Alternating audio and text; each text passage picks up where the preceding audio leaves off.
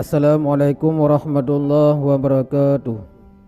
Kisah seorang anak kecil yang amat merindukan baginda Nabi Muhammad SAW terjadi di zaman Syekh Abdul Rahman Ad-Dibai, pengarang kitab Maulid Ad-Dibai. Kisah ini sangat mengharukan sampai membuat Syekh Ad-Dibai menangis. Syekh Ad-Dibai adalah seorang ulama besar bernama lengkap Imam Wajihuddin Abdul Rahman bin Ali bin Muhammad Asy-Syaibani Al-Yamani Az-Zubaidi Asy-Syafi'i. Beliau lahir pada bulan Muharram tahun 866 Hijriah dan wafat pada hari Jumat tanggal 12 Rajab tahun 944 Hijriah. Usia beliau kurang lebih 76 tahun. Beliau dikenal sebagai seorang ulama yang jujur, lemah lembut dan indah tutur katanya. Dikisahkan Syekh Abdul Rahman Ad-Dibai sedang berkumpul dengan orang-orang di kota Zabid, ujung kota Yaman, untuk berziarah ke makam baginda Nabi Muhammad SAW di kota Madinah. Jarak perjalanannya membutuhkan waktu selama 2 minggu. Ketika rombongan hendak bergerak ke kota Madinah, tiba-tiba seorang anak kecil berusia 8 tahun datang dan menyapa Syekh Ad-Dibai. "Wahai Syekh, aku ikut ziarah ke makam Nabi." Permintaan anak kecil itu tidak diizinkan oleh Syekh karena khawatir membuat susah rombongan.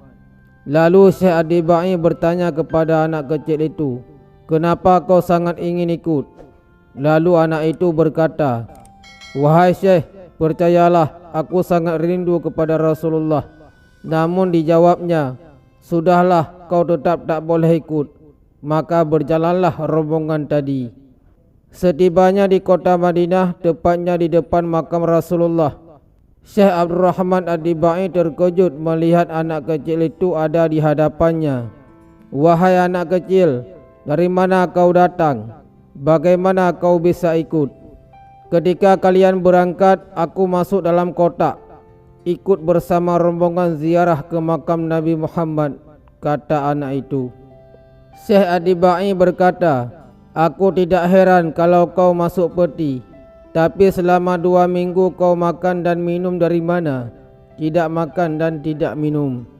"Wahai Syekh, sungguh aku dilupakan dari makan dan minum karena sangat rindu kepada Nabi Muhammad SAW."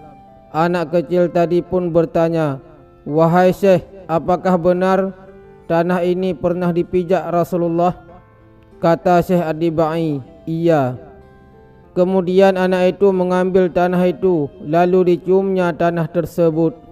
Anak kecil itu tiba-tiba roboh seakan-akan pingsan. Rupanya anak kecil itu telah wafat.